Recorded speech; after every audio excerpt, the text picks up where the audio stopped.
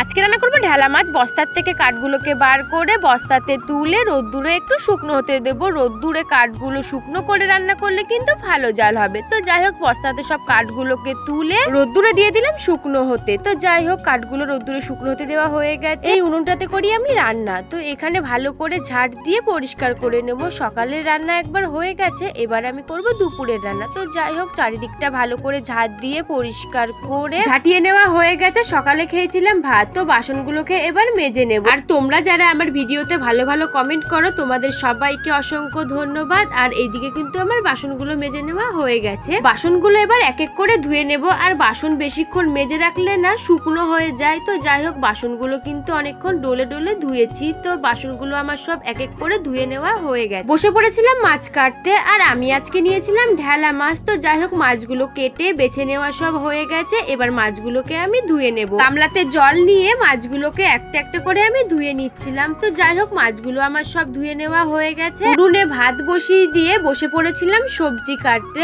আলু চুলে আলুটাকে কেটে জলে দিয়ে বেগুন ছুলে নিচ্ছিলাম। আর আজকে আমি রান্না করব কলা দিয়ে, বেগুন দিয়ে, কচু দিয়ে একটা তরকারি আর ঢেলা মাছ। বেগুন ছুলে বেগুনটাকে কেটে জলে দিয়ে কেটে নিচ্ছিলাম কলা। তো কলাটাও কেটে নেওয়া হয়ে গেছে। আলু ছুলে আলুটাকেও কেটে নেওয়া হয়ে গেছে। এবার মাছের মশলাগুলোকে কেটে নেব। আদা কুচি কুচি করে কেটে, রসুন একটা একটা করে ছাড়িয়ে, পেঁয়াজটাকে কেটে নেওয়া হয়ে গেছে। তো এদিকে আমার সব সবজি মাছের মশলাগুলো কেটে নেওয়া হয়ে গেছে। ভাতও হয়ে গেছে। উনুন থেকে ভাত না তেলের মধ্যে সবজিগুলোকে দিয়ে নেড়ে চেড়ে ভেজে মশলা লবণ হলুদ দিয়ে মশলাটাকে ভালো করে কষিয়ে দিয়ে দিলাম জল। আর জল দিয়ে কিছুক্ষণ রেখে দেব।